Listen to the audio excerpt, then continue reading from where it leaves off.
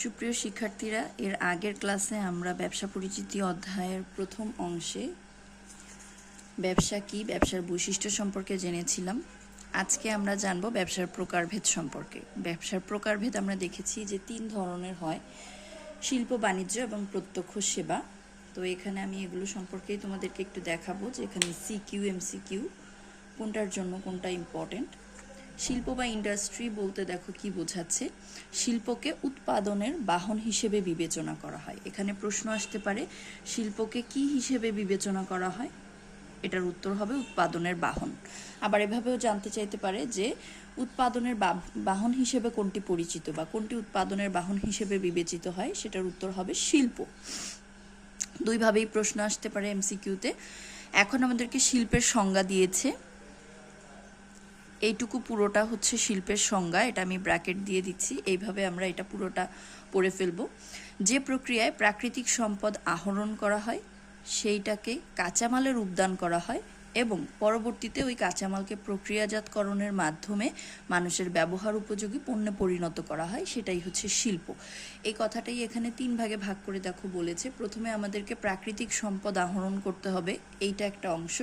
এরপরে সেই প্রাকৃতিক সম্পদকে কাঁচামালে আমরা রূপদান করব, এটা আর একটা অংশ। এবং তারপরে তৃতীয় ধাপে কাঁচামালকে প্রক্রিয়াজাতকরণের মাধ্যমে মানুষের ব্যবহার উপযোগী পণ্যে পরিণত করা হবে। এই 3টা ধাপের মাধ্যমে শিল্পের কাজ করা হয়। শিল্প প্রধানত 5 প্রকার। শিল্প কত প্রকার? 5 প্রকার। শিল্পকে এখানে 5 ভাগে ভাগ করা হয়েছে: প্রজনন বা জেনেটিক ইন্ডাস্ট্রি, নিষ্কাশন শিল্প বা এক্সট্রাকটিভ ইন্ডাস্ট্রি, নির্মাণ শিল্প বা কনস্ট্রাকশন ইন্ডাস্ট্রি, উৎপাদন শিল্প বা ম্যানুফ্যাকচারিং ইন্ডাস্ট্রি, আর সেবা শিল্প বা সার্ভিস ইন্ডাস্ট্রি। তোমরা চাইলে এগুলোকে হাইলাইট করে দিতে পারো যাতে তোমাদের পড়তে সুবিধা হয়।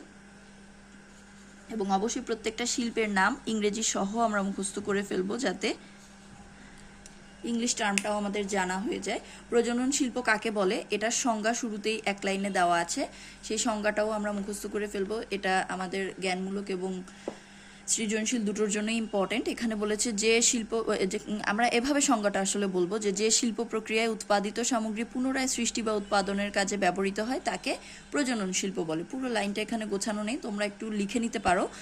যে শিল্প প্রক্রিয়ায় উৎপাদিত সামগ্রী পুনরায় সৃষ্টি বা উৎপাদনের কাজে ব্যবহার করা হয় তাকে প্রজনন শিল্প বলে। এটার উদাহরণ কি? নার্সারি এবং হ্যাচারি।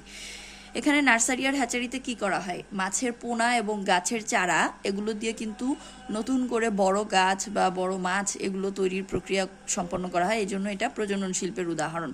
নিষ্কাশন শিল্প হচ্ছে যে শিল্পের মাধ্যমে ভূগর্ভ বা মাটির নিচে সেটাকে ভূগর্ভ বলা হয়ে থাকে, পানি বা বায়ু থেকে প্রাকৃতিক সম্পদ আহরণ করা হয় তাকে খনিজ শিল্প বলা হয়। এটা হচ্ছে নিষ্কাশন শিল্পের সংজ্ঞা। এর উদাহরণ হচ্ছে খনিজ শিল্প। আমরা মাটির নিচে থেকে, পানি থেকে বা বায়ু থেকে যখন কোনো প্রাকৃতিক সম্পদ আহরণ করি সেটা নিষ্কাশন শিল্প। নির্মাণ শিল্প বা কনস্ট্রাকশন ইন্ডাস্ট্রি হচ্ছে যে শিল্পের মাধ্যমে কোনো কিছু নির্মাণ করা হয়। কি নির্মাণ করা হয়? রাস্তাঘাট নির্মাণ করা হতে পারে, সেতু নির্মাণ করা হতে পারে, এগুলো হচ্ছে নির্মাণ শিল্পের উদাহরণ। তো এখানে আলাদাভাবে উদাহরণ দেওয়া নেই, আমরা চাইলে উদাহরণ দিয়ে দিতে পারি যে রাস্তাঘাট নির্মাণ, সেতু নির্মাণ, ব্রিজ বা কালভার্ট নির্মাণ ইত্যাদি। তো এখানেও সংজ্ঞাটা এরকম হবে, যে শিল্পের মাধ্যমে রাস্তাঘাট, সেতু ইত্যাদি নির্মাণ করা হয় তাকে নির্মাণ শিল্প বলে। উৎপাদন শিল্প কাকে বলে? এটা একটু খুব গুরুত্বপূর্ণ সংজ্ঞা। যে শিল্পে শ্রম ও যন্ত্রের ব্যবহারের মাধ্যমে কাঁচামালকে প্রক্রিয়াজাতকরণ করে চূড়ান্ত পণ্যে রূপদান করা হয় তাকে উৎপাদন শিল্প বলে। পুরোটা আমরা সংজ্ঞার জন্য পড়ব, জ্ঞানমূলকের জন্য। পাশাপাশি এমসিকিউ আসতে পারে যে উৎপাদন শিল্পে কি কি জিনিস ব্যবহার করা হয় পণ্য উৎপাদন করতে? শ্রম ব্যবহার করা হয়, যন্ত্র ব্যবহার করা হয়। পাশাপাশি এভাবে প্রশ্ন আসতে পারে উৎপাদন শিল্পে কোন জিনিসটাকে প্রক্রিয়াজাতকরণ করে চূড়ান্ত পণ্যে রূপান্তর করা হয়? তার উত্তর হবে কাঁচামাল। কাঁচামালকে প্রক্রিয়াজাতকরণ করে চূড়ান্ত পণ্যে রূপান্তর করা হয়। আবার এভাবেও প্রশ্ন আসতে পারে যে উৎপাদন শিল্পে কাঁচামালকে প্রক্রিয়াজাতকরণ করে কিসে পরিণত করা হয়? উত্তর হবে চূড়ান্ত পণ্যে পরিণত করা হয়। এর উদাহরণ হচ্ছে বস্ত্রশিল্প। বস্ত্রশিল্পে কিন্তু আসলে তুলা থেকে সুতা তৈরি করা হয়, সুতা থেকে পরবর্তীতে বস্ত্র তৈরি করা হয়। এই ধাপগুলোতে শ্রমেরও প্রয়োজন হয় মানুষের, এবং পাশাপাশি যন্ত্রেরও প্রয়োজন হয়। এভাবে করে বস্ত্রশিল্পের কাজটা করা হয়, জন্য এটা উৎপাদন শিল্প বা ম্যানুফ্যাকচারিং ইন্ডাস্ট্রির একটা এক্সাম্পল। এরপর আছে সেবা শিল্প বা সার্ভিস ইন্ডাস্ট্রি, যে শিল্পে বিভিন্ন প্রকার সেবা প্রদান করা হয়। নাম থেকে আমরা সংজ্ঞাটা বুঝতে পারছি। সেবা প্রদান করা হয়ে থাকে। কেন সেবা প্রদান করা হয়? মানুষের জীবনযাত্রাকে সহজ এবং আরামদায়ক করতে। এটাও একটা গুরুত্বপূর্ণ এমসিকিউ যে কেন সেবা প্রদান করা হয়ে থাকে সেবা শিল্পে। তার উত্তর হবে মানুষের জীবনকে সহজ ও আরামদায়ক করার জন্য। তো যে শিল্পের মাধ্যমে বিভিন্ন প্রকার সেবা প্রদানের মাধ্যমে মানুষের জীবনকে সহজ ও আরামদায়ক করা হয় তাকে সেবা শিল্প বলে। এটা হবে সংজ্ঞা। আর এর উদাহরণ হচ্ছে বিদ্যুৎ ও গ্যাস উৎপাদন এবং বিতরণ, ব্যাংকিং সেবা, স্বাস্থ্য সেবা, এগুলো হচ্ছে সেবা শিল্পের উদাহরণ। তো এই ছিল মোটামুটি আমাদের শিল্পের সংজ্ঞা এবং প্রকারভেদ। শিল্পটা কিন্তু খুবই গুরুত্বপূর্ণ আমাদের এমসিকিউ প্লাস সিকিউ দুটোর জন্যই, পাশাপাশি শিল্পের প্রকারভেদটাও গুরুত্বপূর্ণ। তোমরা এটা খুব ভালো করে পড়ে ফেলবে। এরপরে আসছে আমাদের বাণিজ্য বা কমার্স। এটা সম্পর্কে আমরা এখন একটু জানবো। বাণিজ্যকে ব্যবসার পণ্য বা সেবা সামগ্রী বন্টনকারী শাখা হিসেবে চিহ্নিত করা হয়। খুব গুরুত্বপূর্ণ একটা লাইন এটা, যে কোন শাখা হিসেবে চিহ্নিত করা হয় বা কি ধরনের শাখা। এটা আসলে মূলত পণ্য বা সেবার বন্টনকারী শাখা, অর্থাৎ যে পণ্যটা আমরা শিল্পের মাধ্যমে এখানে উৎপাদন করছি সেই পণ্যটাকে আমরা বাণিজ্যের মাধ্যমে বন্টন করব মানুষের কাছে। ব্যবসা বা শিল্পে ব্যবহৃত কাঁচামাল উৎপাদকের নিকট পৌঁছানোটাও একটা বাণিজ্য। আবার শিল্পে উৎপাদিত পণ্য বা সেবা সামগ্রীটা ভোক্তাদের কাছে পৌঁছানোটাও একটা বাণিজ্য। ঠিক আছে, তার মানে এখানে বাণিজ্যের সংজ্ঞার মধ্যে দুটো ধাপ দিয়ে দিয়েছে আলাদা আলাদাভাবে। আমরা এটা একটু মার্ক করে নিই, এটা আমাদের সংজ্ঞা। আমরা যখন ব্র্যাকেট দিয়ে কোনো কিছু আটকে দিব তখন সেটা হচ্ছে আমাদের সংজ্ঞার জন্য পড়তে হবে, এভাবে করে আমরা মনে রাখবো। তো এখানে বাণিজ্যের সংজ্ঞা হচ্ছে বাণিজ্য দুইভাবে হয়, একটা হচ্ছে ব্যবসা বা শিল্পে ব্যবহৃত কাঁচামালকে আমরা উৎপাদকের কাছে পাঠাবো, এটাও একটা বাণিজ্য। আবার শিল্পে উৎপাদিত পণ্য বা সেবা আমরা ভোক্তাদের নিকট পাঠাবো, যারা পণ্য বা সেবা ভোগ করবে সেই সব ভোক্তা বা কনজিউমারের কাছে পাঠাবো। এই দুটো কার্যাবলীকে বাণিজ্য বলে। পণ্যদ্রব্য ক্রয় বিক্রয় কার্য যথার্থভাবে সমাধানের ক্ষেত্রে কিছু সমস্যা দেখা দেয়। কি কি সমস্যা দেখা দেয় এগুলো আমাদেরকে জানতে হবে। অর্থগত সমস্যা দেখা দেয়, ঝুঁকিগত সমস্যা, স্থানগত সমস্যা, কালগত সমস্যা এবং তথ্যগত সমস্যা দেখা দেয়।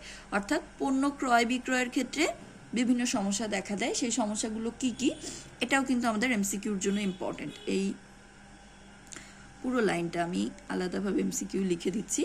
এমসিকিউর জন্য আমরা পড়ব, এখানে আমাদের 1 2 3 4 5 ধরনের সমস্যার সৃষ্টি হয়। এই সকল বাধা বা সমস্যা দূর করার জন্য বাণিজ্যের বিভিন্ন অঙ্গ রয়েছে, যেমন পরিবহন, গুদামজাতকরণ, ব্যাংকিং, বীমা, বিপণন এবং বিজ্ঞাপন। এই জিনিসগুলোর সহযোগিতা প্রয়োজন হয়। তো এখানে আমাদের অর্থগত বাধা দূর করার জন্য মূলত ব্যাংকিংয়ের প্রয়োজন হয়, ঝুঁকিগত বাধা দূর করার জন্য বিমার প্রয়োজন হয়। কোনটার জন্য কোনটা প্রয়োজন হয় এটা আমরা পরবর্তীতে ছকে জানতে পারবো, ছক করে দেওয়া আছে আমাদের। তো এখানে আমরা দুটো জিনিস পড়বো আলাদাভাবে এমসিকিউর জন্য। একটা হচ্ছে পণ্যদ্রব্য বিক্রয়ের ক্ষেত্রে, ক্রয় বিক্রয়ের ক্ষেত্রে কি কি সমস্যা দেখা দেয়, বাধা বা সমস্যা কি কি দেখা দেয়, আর সেই সমস্যা সমাধানের জন্য বাণিজ্যের কি কি অঙ্গ সংগঠন বা অঙ্গ রয়েছে সেগুলো আমরা জানবো। এরপরে আধুনিককালে বাণিজ্যকে কি বলা হয়ে থাকে বা কি নামে অভিহিত করা হয়ে থাকে। ব্যবসা টু ব্যবসা বা বিজনেস টু বিজনেস নামে অভিহিত করা হয়ে থাকে আধুনিককালে। এই লাইনটা আমরা একটু ভালোভাবে হাইলাইট করব, এটাও এমসিকিউর জন্য ইম্পর্টেন্ট। তো এই হচ্ছে আমাদের বাণিজ্য সম্পর্কে কথাবার্তা। এরপরে আছে বাণিজ্যের বিভিন্ন উপাদান। বাণিজ্যের বিভিন্ন উপাদান সম্পর্কে আমাদেরকে এখানে বলেছে, আমরা এটা একটু হাইলাইট করে নেই।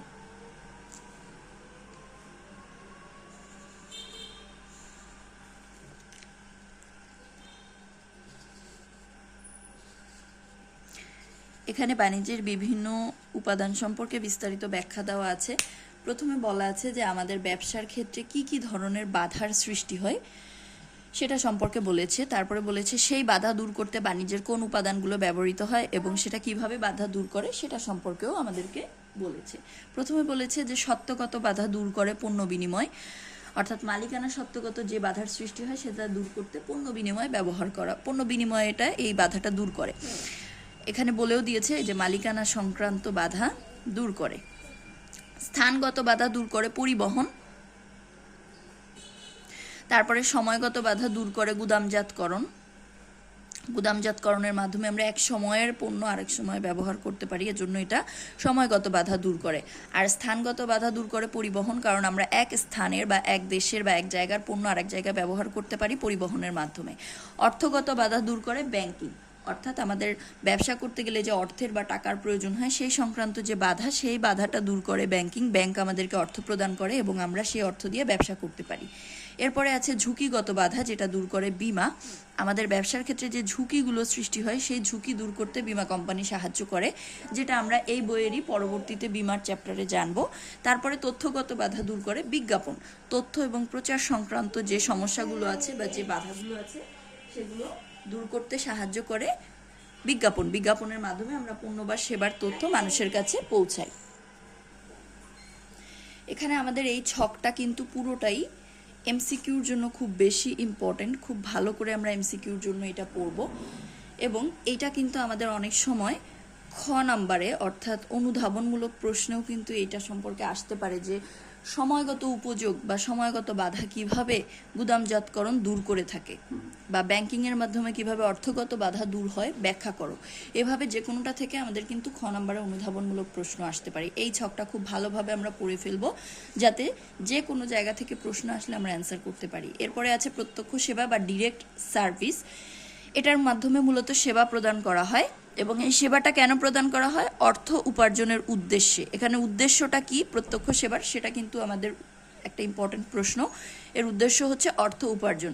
অর্থ উপার্জনের উদ্দেশ্যে স্বাধীন পেশায় নিয়োজিত থেকে, যখন ডাক্তার, উকিল, প্রকৌশলী ইত্যাদি পেশাজীবীরা, এরা হচ্ছে পেশাজীবী, এরা বিভিন্ন পেশায় নিয়োজিত থেকে মানুষকে সেবা প্রদান করে, এই জন্য এদেরকে পেশাজীবী বলা হয়। তো এই পেশাজীবীরা যখন বিভিন্ন ধরনের সেবা কর্ম প্রদান করে থাকে অর্থের বিনিময়ে, তখন তাকে প্রত্যক্ষ সেবা বলা হয়। এইটা আমাদের সংজ্ঞা, এখানে আসলে সংজ্ঞা আকারে দেওয়া নেই, তারপরেও আমি একটু বলে দিচ্ছি, তোমরা লিখে নাও।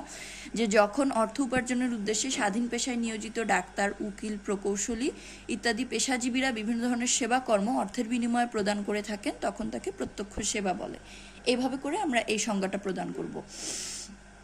এরপর বলেছে এই ধরনের সেবা কর্ম বা বৃত্তি প্রত্যক্ষ সেবা হিসেবে পরিচিত। এই লাইনটা এখানে আসলে শেষ করেছে। যেমন এখানে উদাহরণ দিয়েছে ডাক্তারি ক্লিনিক, তারপরে আইনের চেম্বার, প্রকৌশল ফার্ম, অডিট ফার্ম ইত্যাদি। এগুলো হচ্ছে গিয়ে আমাদের প্রত্যক্ষ সেবার উদাহরণ। এই সকল সেবাগুলোতে কিন্তু তারা স্বাধীনভাবে সেবা প্রদান করে, এই জন্য এগুলো প্রত্যক্ষ সেবা। প্রত্যক্ষ শব্দের অর্থ হচ্ছে সরাসরি, এখানে সরাসরি সেবা প্রদান করা হয়ে থাকে, এই জন্য এটা হচ্ছে প্রত্যক্ষ সেবা। প্রত্যক্ষ সেবা আধুনিক ব্যবসার একটা গুরুত্বপূর্ণ শাখা। এরপরে আছে আমাদের ব্যবসার গুরুত্ব। এখানে আমরা কিন্তু তিনটা জিনিস সম্পর্কে জানলাম, শিল্প, বাণিজ্য এবং প্রত্যক্ষ সেবা, ব্যবসার তিনটা শাখা সম্পর্কে। এবার আমরা ব্যবসার গুরুত্ব সম্পর্কে দেখব। এখানে ব্যবসার গুরুত্ব সম্পর্কে অনেক সময় সৃজনশীলের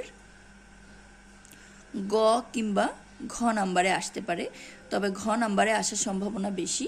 ব্যবসার গুরুত্ব সম্পর্কে ব্যাখ্যা করতে বলতে পারে। আসলে আমাদের এভাবে উদ্দীপকে হয়তো কোনো একজন ব্যবসায়ীর উদাহরণ দিয়ে তারপরে ঘ নাম্বারে বলবে যে ব্যবসার গুরুত্ব সম্পর্কে ব্যাখ্যা করো। তখন যদি আমরা একটু পয়েন্ট আকারে দেই তাহলে কিন্তু আমাদের মার্কসটা খুব ভালো আসে। তো দেখো আমরা এখানে কি বলেছি এটা একটু আগে দেখে নেই। অর্থনৈতিক কর্মকাণ্ড হিসেবে গণ্য হলেও ব্যবসা কোনো দেশের আর্থসামাজিক, রাজনৈতিক তথা সামগ্রিক উন্নয়নে বিশেষ অবদান রেখে চলেছে।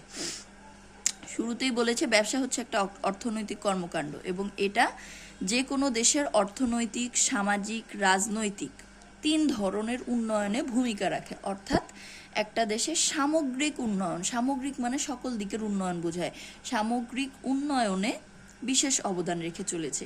ব্যবসার প্রয়োজনীয়তা উপলব্ধি করে গড়ে উঠেছে ছোট বড় দোকান থেকে শুরু করে বিশাল বিশাল শিল্প কারখানা। ব্যবসার কারণে বা ব্যবসার প্রয়োজনেই কিন্তু ছোট ছোট দোকান থেকে শুরু করে বড় বড় শিল্প কারখানা সব কিছু গড়ে উঠেছে। বর্তমান বিশ্বে ব্যবসার গুরুত্ব অপরিসীম।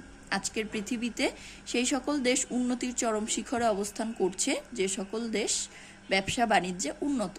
অর্থাৎ বর্তমান বিশ্বে সেই সকল দেশই উন্নত যারা হচ্ছে ব্যবসা বাণিজ্যে উন্নত। ব্যবসা বাণিজ্যে উন্নত হলেই তারা অর্থনৈতিকভাবে আসলে সমৃদ্ধ হয়। ব্যবসার মাধ্যমে সম্পদের যথাযথ ব্যবহার করা সহজ হয়। সম্পদের যথাযথ ব্যবহার সহজ হয়, এই হচ্ছে আমাদের ব্যবসার গুরুত্ব। এখান থেকে শুরু হচ্ছে, মানে এটা একটা গুরুত্ব। শুরুতে আরও একটা গুরুত্ব বলেছে যে ব্যবসা দেশের আর্থসামাজিক, রাজনৈতিক তথা সামগ্রিক উন্নয়নে অবদান রাখে, এটা একটা গুরুত্ব। এখানে দুটো গুরুত্ব আমরা পেলাম, অর্থাৎ দুটো পয়েন্ট পেলাম। দেশের অর্থনৈতিক উন্নয়ন ত্বরান্বিত করে, এটা হচ্ছে তৃতীয় পয়েন্ট। ব্যবসার গুরুত্ব, যে ব্যবসা দেশের অর্থনৈতিক উন্নয়নকে ত্বরান্বিত করে। ব্যবসার ফলে সঞ্চয় বৃদ্ধি পায়, মূলধন গঠিত হয়, জাতীয় আয় বৃদ্ধি পায়। একই লাইনে আমরা কিন্তু 3টা পয়েন্ট পেয়ে যাচ্ছি। ব্যবসার ফলে সঞ্চয় বৃদ্ধি পায়, মানুষের সঞ্চয় করার প্রবণতা বাড়ে, মূলধন গঠিত হয় এবং জাতীয় আয় বৃদ্ধি পায়। 3টা পয়েন্ট। ব্যবসার মাধ্যমে বেকার মানুষের কর্মসংস্থান হয়, এটা আরেকটা পয়েন্ট। আর এখানে এটা যদি এমসিকিউ আকারে আসে তাহলে আমরা সেটাও পড়ে ফেলবো একসাথে, যে ব্যবসার মাধ্যমে কি কি বৃদ্ধি পায়? সঞ্চয়, মূলধন এবং জাতীয় আয়। এবং ব্যবসার মাধ্যমে কাদের কর্মসংস্থান সৃষ্টি হয়? বেকার মানুষের। ব্যবসা গবেষণা ও সৃজনশীল কাজের উন্নয়ন ঘটায়, এটা আরেকটা পয়েন্ট। গবেষণা এবং সৃজনশীল কাজের উন্নয়ন ঘটায়। ব্যবসার ফলে দেশে দেশে পণ্যদ্রব্যের আদান প্রদানের সাথে সাথে সংস্কৃতির বিনিময় ঘটে। অর্থাৎ যখন আন্তর্জাতিক বাণিজ্য সম্পন্ন হয় তখন বিভিন্ন দেশের মধ্যে সংস্কৃতিরও বিনিময় ঘটে থাকে। বাণিজ্যকে ঘিরে নতুন নতুন শহর, বন্দর গড়ে ওঠে, এটা আর একটা পয়েন্ট। এখানে আমরা তাহলে কয়টা পয়েন্ট পেয়ে গেলাম? 1 2 3 4 5 6 7 10টা পয়েন্ট পেয়েছি আমরা। এই 10টা পয়েন্ট আমরা যদি খুব ভালোভাবে সৃজনশীলে লিখতে পারি তাহলে কিন্তু আমাদের সৃজনশীল প্রশ্নে আমরা খুব ভালো মার্কস পাবো ইনশাল্লাহ। তো ব্যবসার গুরুত্বটা তোমরা নোট করে আলাদাভাবে খাতায় রেখে দিতে পারো, তাহলে তোমাদের জন্য পরীক্ষার সময় রিভিশন দিতে সুবিধা হবে। এবং ব্যবসার গুরুত্বটা কিন্তু আমাদের এমসিকিউর জন্য ছোট ছোট প্রশ্ন আসতে পারে, এজন্য খুব ভালো করে পড়তে হবে। এটা হচ্ছে আমাদের ব্যবসার গুরুত্ব। আমরা বইতে যে ব্যবসার গুরুত্ব সম্পর্কে পড়েছি, যে গুরুত্বগুলো এখানে নোট করেছি ব্র্যাকেট দিয়ে, সেই গুরুত্বগুলোকেই আমি এখানে সাজিয়ে লিখে নিয়েছি। যখন গুরুত্বগুলো এভাবে পয়েন্ট আউট করে তোমরা লিখবে তখন কিন্তু পরীক্ষায় খুব ভালো মার্কস পাবে ইনশাল্লাহ, কারণ পয়েন্ট ডাউন করে লিখলে টিচারের অ্যাটেনশন পাওয়া যায় খুব সহজে। আর এখানে পয়েন্টগুলোতে কি বলেছে সেটা আমি অলরেডি ব্যাখ্যা করেছি, তাই এগুলো আর ব্যাখ্যাতে গেলাম না। তোমরা এটা স্ক্রিনশট দিয়ে তোমাদের খাতায় নোট করে নাও। এখানে 8টা পয়েন্ট আছে, আরও 2টো পয়েন্ট আছে, আমি টোটাল সবগুলো পয়েন্টই একসাথে দিয়ে দিচ্ছি। এই যেটা হচ্ছে 9 এবং 10 নাম্বার পয়েন্ট, এখানে ব্যবসার গুরুত্ব সম্পর্কে বলা আছে এবং বইতে যে 10টা পয়েন্ট সেই 10টা পয়েন্টে কিন্তু এখানে লিখে দিয়েছি। তো তোমরা এই 10টা পয়েন্ট নোট করে ব্যবসার গুরুত্বটা খুব ভালোভাবে পড়ে নিতে পারো। এটা কিন্তু আমাদের সৃজনশীলের ঘ নাম্বারের জন্য খুবই গুরুত্বপূর্ণ। আর অবশ্যই তোমরা এভাবে পয়েন্ট করে নোট করে পড়বে, তাহলে পড়তে সুবিধা হবে। তো আজকের মতো এতটুকুই থাকবে। আগামী ভিডিওতে আমরা পরবর্তী অংশগুলো দেখবো ইনশাল্লাহ। ততক্ষণ পর্যন্ত ভালো থেকো। আসসালামু আলাইকুম।